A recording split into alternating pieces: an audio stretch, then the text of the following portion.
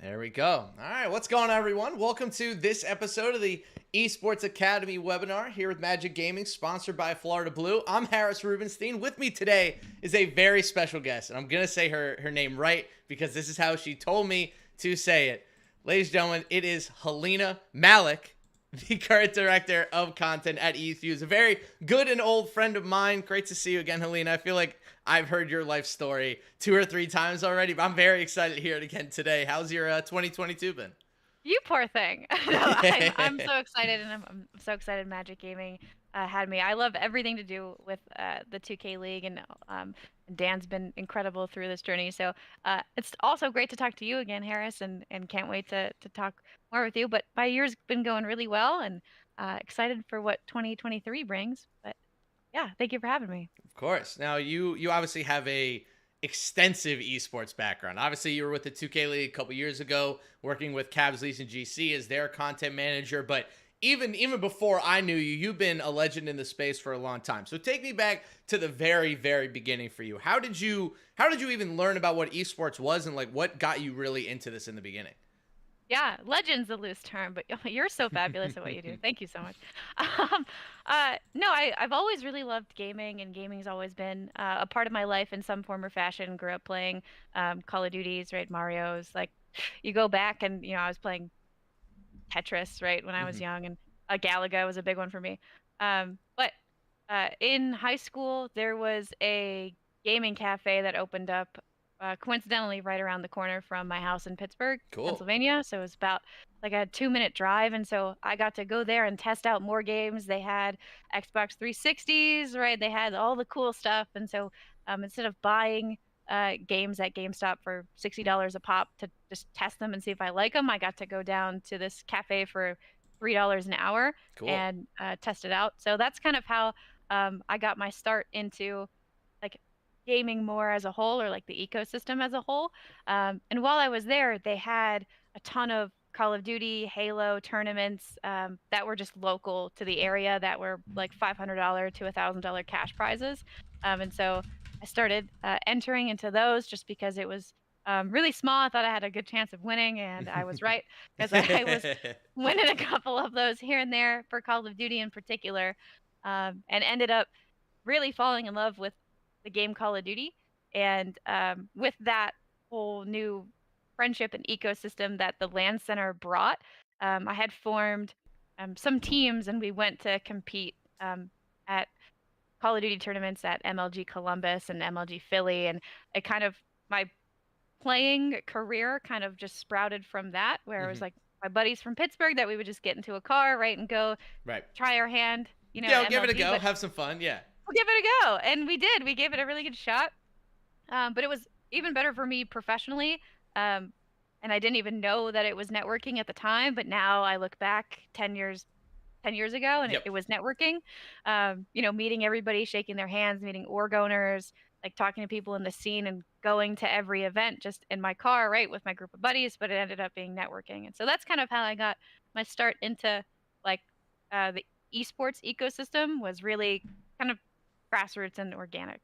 It's so interesting that, a couple things there about, first of all, Call of Duty. I feel like every single person that we bring on here always talks about how Call of Duty had some sort of impact on them to start, whether it was like their first multiplayer game, or that was where they started competitively, or even on the management side. It's fascinating that game keeps coming up. But what more interesting to me is that you're talking about this gamer cafe in Pittsburgh. Now, those cafes, for anybody that's watched any documentary on esports ever, very common overseas, right? You see it way more in Europe. You see it way more in Eastern Asia.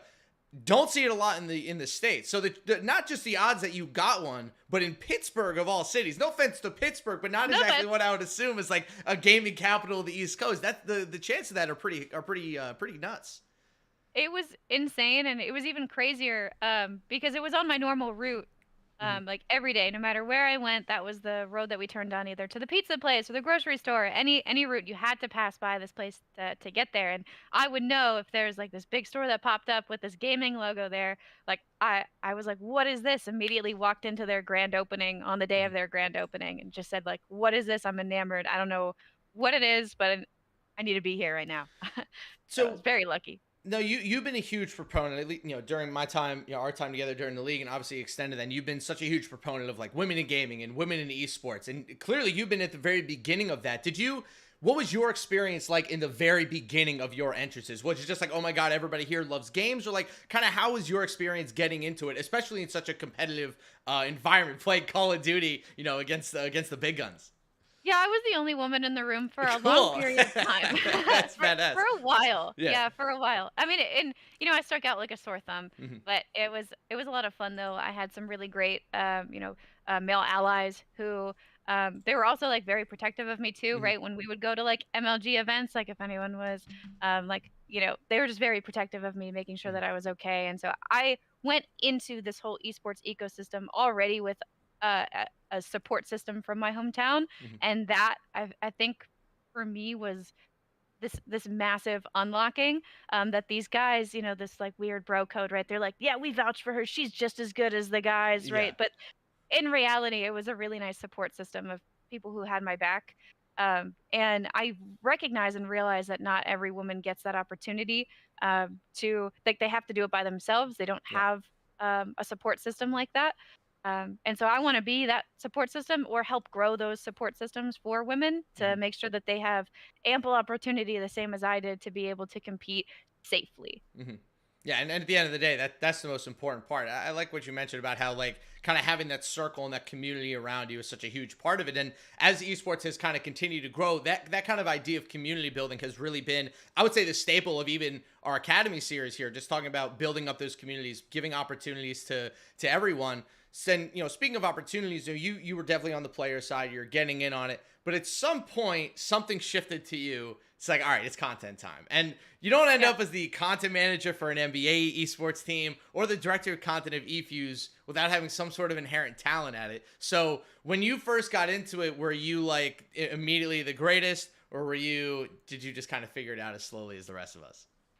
I first and foremost recognized that I was getting pretty bad at the game, and I knew it was time to make a shift, right? There Like you I go. was not gonna go and make hundreds of thousands of dollars Mhm. competing. Like my skill level was just not there. I did, well for a certain amount of time, and but I was going to college Mhm.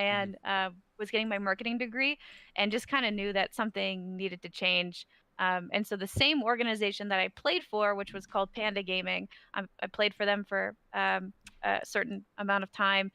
They let me in behind the scenes, and I was doing their partnership pitches. I was helping with their marketing decks. I basically ask the owners like, how can I also contribute and get experience and learn, because I know I'm not going to play forever. I know I'm not going to even play for the next couple of years, so how can I start to make this transition? And they really helped me with that. I was in their pitches. I had access to their graphic designers and their creative team, so I kind of had the people who um, could create what I was thinking in my head and put it on paper, right? Mhm. um, and again, like I think I just like keep getting lucky. I was I gonna just say, you really opened up with all the tools in the toolbox, huh? They gave you Yeah, all the I know. editors, everything, the partnership decks. That's hands on.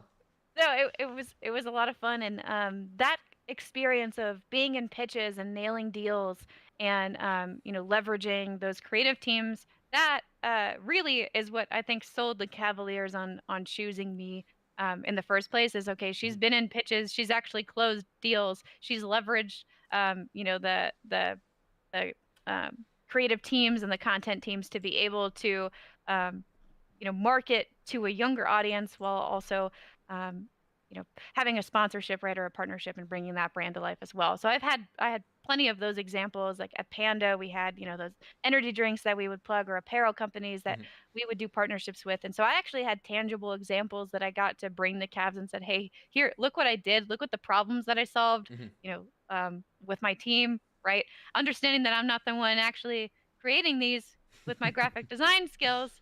Sometimes I did, but it was more so like, how can I bring an idea and be that in between of partnerships and marketing? So when you were first coming up in the space before the Cavs side, on the content side, you're doing all this stuff. Was there a accomplishment that you had? You're allowed to brag here, that kind of early on where it kind of like gripped you, right? Where it's like, oh, I can actually do this. This kind of locks in like what I want to do going forward. What was that accomplishment for you? All of our guests seem to have like that one, like it gripped them deep down kind of Yeah. moment. Yeah. No, it's a great question. We were in MLG. We were at an MLG event in Atlanta, and for Panda Gaming, and we had a pro team there that was up against Optic Gaming, so it was a really big deal. They played on main stage, and so there were the camera operators and Adam Apicella from who now owns Esports Engine, right? But he founded MLG, so Mhm. there's all these people there, and they're asking us all about Panda, and we had about 30 volunteer Panda staff members like flood the couple front rows Mhm. for that Optic Panda main stage game, and we got the crowd going. We brought the Panda mascots. We actually had like the only mascot in the venue was like this That's big cool. panda with the panda head, and so everyone was looking at us and being like, "Who is Panda? Why are all these people like screaming and chanting like Panda? Like how are they even important?" But we brought the house there. We had the mascot. We were he had the meta gaming jersey, Mhm. so we were promoting meta threads, right, like the whole time, and people were just like, who are these guys, like Yeah. what is happening Who are here? And these so that panda people? who are these panda people? And so that was kind of our big moment, was playing against Optic and getting everybody really hyped for Panda and kind of putting them on the map, and we got a lot of airtime that tournament too. And so Mhm. that was a really successful moment for us, is That's bringing the cool. mascot, bringing the house down in that event. I like that. Did you guys beat Optic or no? It was the most heartbreaking game 5, round Ah. 11 S&D match, Ah. 1v1. It came down Ah. to karma, and we had a gentleman who was on our team, Fastball. It came down to like the most brutal of brutal heartbreaks ever. But it was so close, and they did a great job. Good. It's clearly well enough to lock it in. I like that story. That's good. I can imagine just a bunch of panda people like running around an esport venue. But And they're like, as "Who are these people?" Like, how did this happen? as fun as that is, it seems that kind of through your jobs, you've gotten a little bit more corporate. Kind of as the years have gone on. I don't know if you're running, having people run around in panda costumes anymore, but you jump from a very, very esports kind of centric, right, like full gaming mode. Then you jump over to the NBA. You get over to the Cleveland Cavaliers. At the time you're jumping over, right? They have LeBron James. They're making finals every year. It's like this is one of the, I would say, spotlighted NBA teams. What was it like going from like a very esports based company to, oh my God, it's the NBA? What was there a gap to be filled there, or were you just like locked in, ready to go? Yeah, season 1 was it was an educational moment, I Mhm. think, for both myself and the Cavs, right? Of like me educating them on the demographic and how esports audiences like to be marketed to, right? And then the tools that we use to market to them, like what Discord is, right? And like all of that stuff. And it was very educational for myself as well. Like I got to really be with the best of the best in terms of staff. Like Mhm. they have a world renowned like content QTV team that makes incredible content, and I got to really learn from the best of the best. So season 1 was like a lot of education both ways. And then season 2 was all about, okay, now how do we differentiate ourselves and put ourselves as the number one NBA 2K League team, Mhm. and how do we go about doing that? And so uh, every year was just more learning opportunities and trying to make sure that we plotted ourselves as number one, even if we're not number one on the court, Mhm. right? How could we be number one off the court? I have to ask you about the COVID stuff. You're Yeah. in the middle of like this crazy run, Oh, season 1, season 2, we're all ramped up for season 3. I mean, heck, we were all in the same Twitter DM group at one time, just like all freaking out. From your perspective, you're the content manager, you probably have all these plans. How did you gear shift into something else in COVID while also recognizing the mental health aspect of, oh my God, there's a global pandemic going on. What are we supposed to be doing? Like, how are you keeping all those balls up in the air?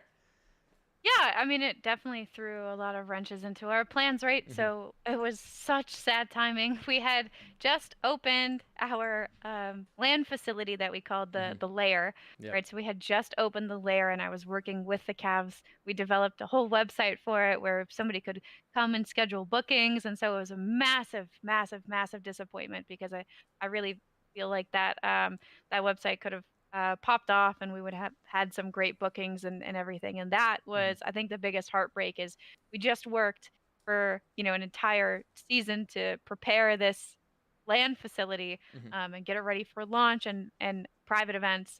And all of a sudden COVID happens, and it kind of breaks that. But we still wanted to be innovative. We didn't really know what would happen, right? Like a lot of teams downsized in COVID, and, Yep. and rightfully so, right? Because the world froze, the world stopped. So we were just figuring out first how to make sure that the players got the most competitive environment possible, and making sure that they could play okay, and making sure everyone was safe.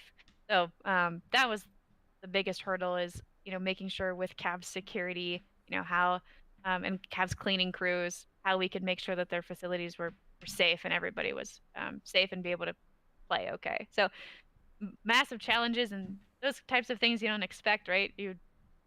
One day you're creating a website for a layer, and the next you are looking up cleaning crews and making sure the janitor can come, every other day to clean. So Yes. it was just a lot. Similar story. We were remaking the 2K League website so that it would pull in everything from the arena that they built for season 3. One day you go from building the 2K League website to all of a sudden you have 3 PCs casting the Winter Classic out of your 1920s New Jersey apartment, and the whole internet crashes in our entire building. So COVID was a lot of fun for everyone. We all have these like Yeah, wild stories.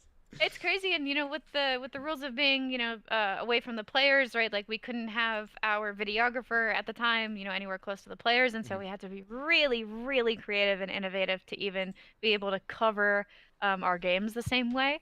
And so it was just a lot of strategizing and figuring out what was going to happen. But COVID, yeah, was. I mean, it's incredibly scary Mhm. for everybody, right, at the time. And I'm just proud of the team for Mhm. persevering. And hey, persevere. You did. But at the end of the day, you end up moving on from the NBA 2K League. You jump over to where you are now, heading up content at eFuse. But you've had a cool little, I don't want to say call it a little promotion, a big promotion, going from manager to director. Now, again, you you know the corporate cronies of the world, kind of love the director title. But what have you noticed? Different in job responsibilities. Are you managing more people? Like, what has it been kind of climbing that corporate ladder? But from like the esports perspective, is it any different? Is it like, how do you think it compares with the rest of the world? Yeah, this is a completely different ballgame. Hmm.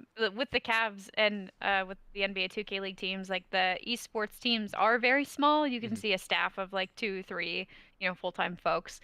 Right now, we have a company of 100 full-time employees here at Wow. eFuse, and yeah, so I mean, and I've seen the growth of it, for the past 2 years since I've been here, and I think I was employee number 26 or around that 20 number, and I've seen it grow to 100 employees now. And so just keeping up with the insane amount of demand and growth that we've been having at eFuse, and trying to get ahead of it, right? Hmm. And who can we bring in that has that expertise, and solving industry solutions and problems. It's a completely different set of circumstances than being a part of an org or a team. Like with an org or a team, you have a completely different understanding of the industry, and you want to be competitive, and you want to grow your fandom, right? And for eFuse, it's completely different. We're focused on technology solutions and automation for the esports industry, and Hmm. so clients would be like publishers, or sometimes even teams, but mainly publishers, brands, and that's kind of our clientele now. So the sentiment stays the same. Like I'm still in the esports industry, but Hmm. it's just a different ball game that I'm playing now, of being with a team versus a kind of a tech company in esports. Do you miss the more competitive team based side of it, or have you gone full corporate crony and you're just out here with your pitch decks and your big words and your titles and whatever? Are you leaving us gamers in the past? No, no, we host a lot of tournaments actually, and it's a ton of fun that we actually get to create those opportunities now Cool. for players. So a lot of like what I do, is content for our events and our tournaments. And so I'm still having interviews with players, and I'm still kind of like in the nitty gritty, and making sure that our tournaments are fair, and people have opportunity, right? So there's still a lot of that boots on the ground work that I really like, especially in the collegiate market. We Hmm. own and operate a lot of collegiate properties, and that I think is really exciting to me, and kind of how I get my boots on the ground more so. Get your kicks in on the competitive side. You can't leave it too much behind, right? Never, never. I'm too competitive to ever let it go. I know I that. I know that firsthand. So you have this big title now. You're at this cool company. You guys are growing like crazy. You're still pretty young to be in your position, right? It's kind of that's one of the opportunities that esports gives young people is the ability to like kind of grow through this pretty fast. What's it like for you? Still kind of probably looking at yourself like a young person, but now you're in charge of mentoring people who are even younger than you, whether it's interns or coordinators or entry level employees. Like, is it kind of weird having to be that leader for people? Do you have leaders in your life who are still there for you? Like, how do you kind of be, I guess, the middleman at this point in your career? Yeah, I'm managing people who are older than me. So there's Ah, that's so also a fun wrinkle. Yeah.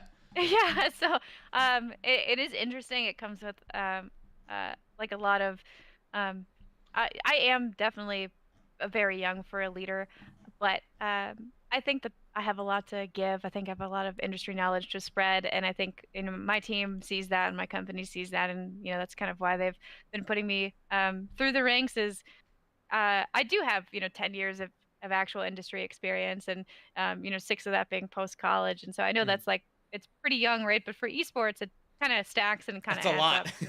up.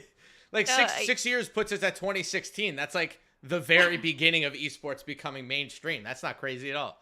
yeah, so it's you know, but while nonetheless, I do see a lot of opportunity for myself to grow and develop and kind of like earn the title that I've been given, right? Mhm. So, and I do recognize that completely. So I have a lot of room to grow still, and it's great for both the Cavs and eFuse now to like take that chance on me and kind of see that potential and start molding me.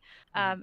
I still have my mentors from my time at the Cavs, and they're still there for me whenever I need them, and having that professional network of mentors even outside of Mhm. eFuse has really helped me a lot in kind of managing people, right, and different personalities and even departments that I might not have had experience with managing before. So it's all growth opportunities. And Mhm. one of our sayings at eFuse is embrace growth, right? So, uh, Very tech of I you.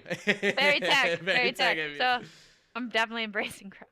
You've been on this incredible journey through esports. You got this great job now. You've been, such a leader in the space. What do you want out of esports next? You've given so much. Eventually, it is time to take. Like, is there something that you want? Is there like a golden coin in the sky that you're trying to grab? Like, what would be your like big next goal that you're trying to hit?